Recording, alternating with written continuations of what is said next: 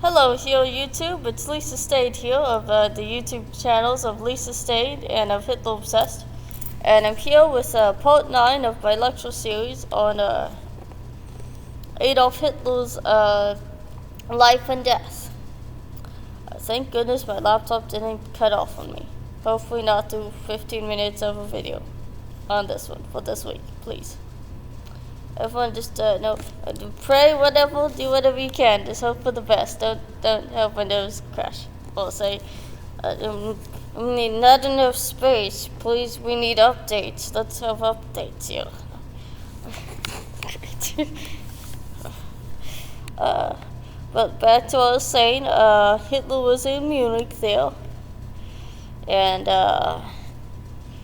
he eventually ended up being found out by the Austrian authorities who found him in Munich, brought him back, tried to get him to get into the conscription. Eventually got a lawyer or someone to say he wasn't physically fit for that, but later on, here's the interesting thing, Hitler would end up with joining the German army of the List Regiment. So that's what Hitler would do in World War I. When the declaration of war happened by the Kaiser Wilhelm II. And that was at 1914? I'm trying to remember the actual month and day. Yay me. But that happened after a Serbian assassin killed France. It was Archduke Ferdinand and his wife, Sophia, in a cavalcade, like JFK. They actually somehow put that out in the newspapers where it was going so the people could see him. Eventually it let every assassin know where he was going, so. Not the smartest thing, but I think we learned with JFK probably. So no, we're not doomed, I think. Except in the Ukraine thing, looks like we'll probably haven't been learning things lately, especially with world wars, which is great.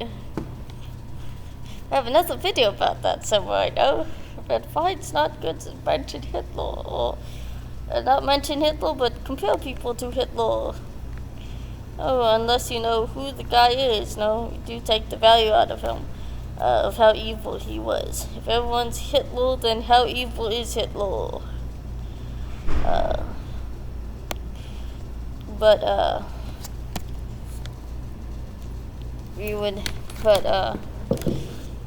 So Hitler would join the armistice, not the armistice, World War II, the World War I, he joined the List Regiment of World War I, and yes, it was not a well-equipped military, and this kind of situation would influence Hitler on how to train the Hitler Youth.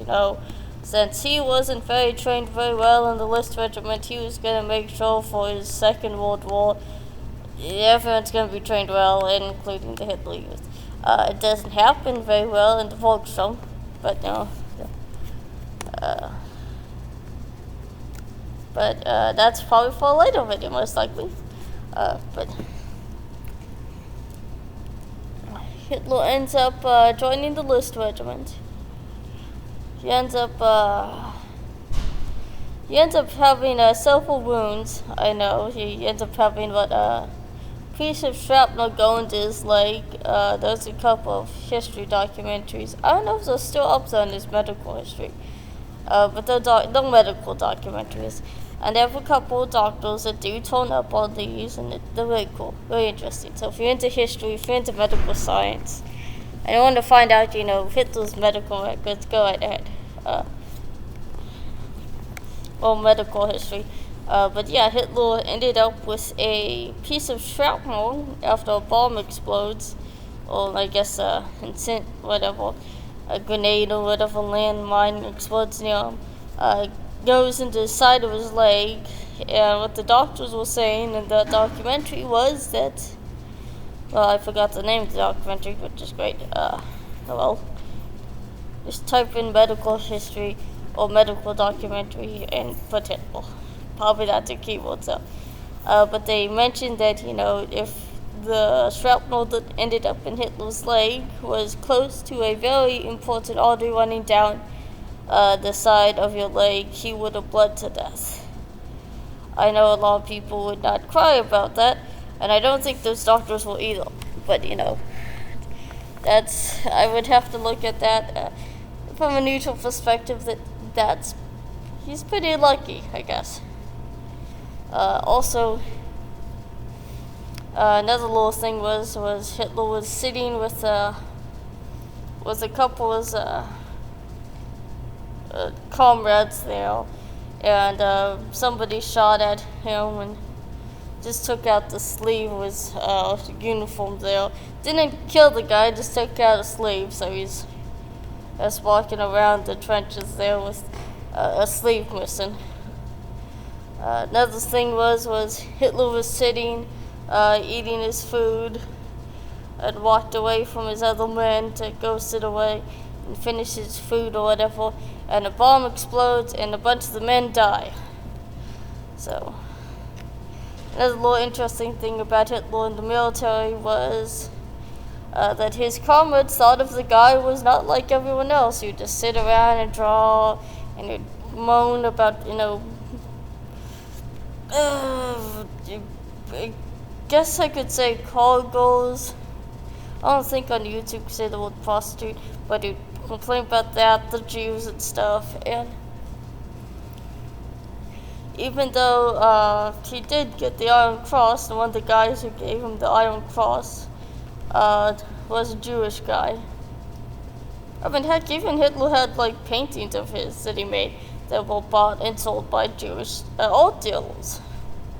I mean, he was even given an old worn-out coat, trench coat, I guess, when he was homeless on the streets of Vienna. So he had people that helped him out that were Jewish. I don't know if he was very vocal about the Jews back then, but that would probably turn up later on. I have a good feeling Hitler got tired of his life and situation being like that, so I'm guessing you would, and run out of his efforts, and you'd probably stop giving a care about not holding in the anti-Semitism and just let it all out. Never came back in. It's not the best form. Or for anyone else, for that matter. But another one thing, Hitler, he ended up actually having this, it was a little dog there, I don't know what breed it is. I'm more of a cat person, so I know nothing about dog breeds, but if you type in a picture of Hitler in World War I, you'll probably see there's this little dog, and this was what Hitler called Foxhole. And it was a dog that wandered into the trenches. Hitler made it its pet. Fed it, what you would probably usually be eating back then, which was most likely, because the situation in World War I during the trenches was rats and probably fattened up on the human corpses, or horse meat or whatever, or God forbid, dog meat. That's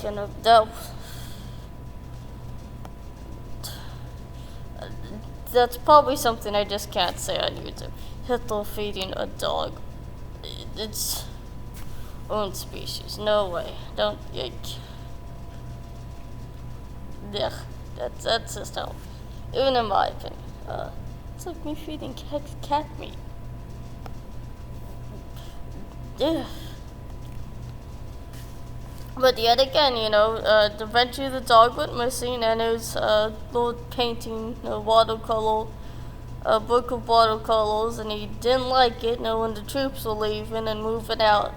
And he didn't like it to the point he wanted whoever ate his dog or stole his watercolors to die, and to be killed. I have a good feeling Hitler wasn't really focused on, what they were moving out from and what they were doing. I don't know. If I was Hitler, I think I wouldn't be worried about fox was a dog because I'm a cat level, or a thing of watercolors. Maybe because maybe I'm probably more focused on not stepping on a landmine or getting bombed or getting shot at or whatever.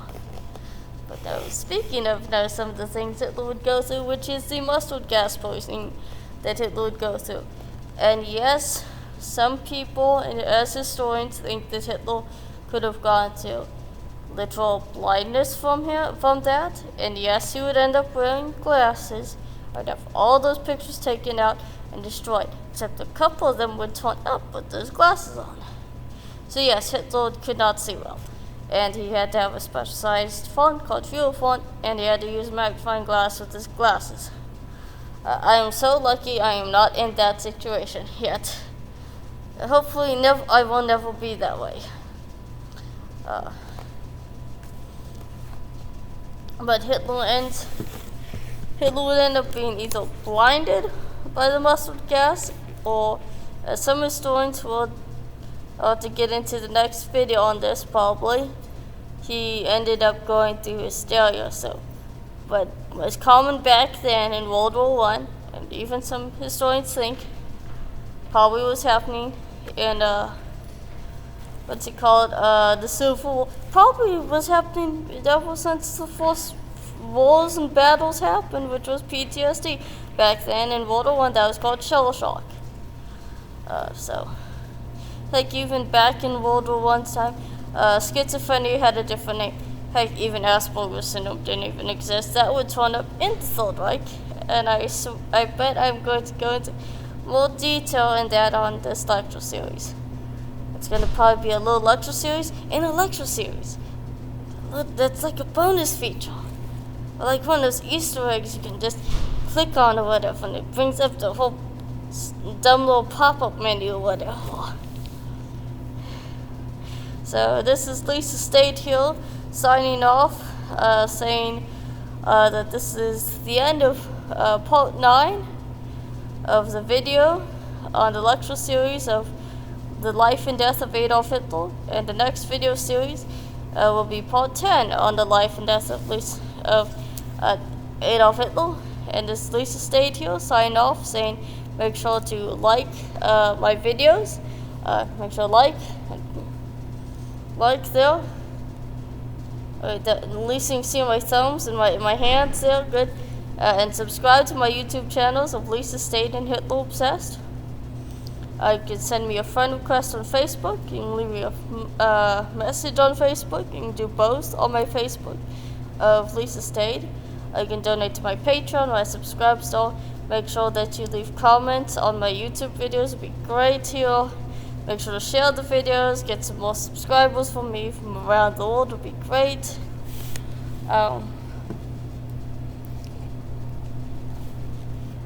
So if everyone can actually get me up to 100 subscribers, that'd be good. Let's keep growing this channel. The next goal right now is 100 subscribers. So let's do that. And then you can also go to my BitChute channel on bitchute.com and watch my videos on there. They're kind of just fun little things. Some of them are my videos from this channel. Other ones are just fun little things there. That's on Lisa Marie Stayed. That's one word. I just smashed together, no spaces, because I said effort to grammar. Oh, no, just spelling in general. But no, Lisa Marie Stayed, just one word. But go to my channel, not anyone else's there. I'm gonna say bye now and on to part 10. And knowing I'm making a series on the life and death of Adolf Hitler, I want to finish this before it kills my channel. But if it makes my channel grow, then I'll keep doing it. But I also want to do other things too. No plans for. So bye now.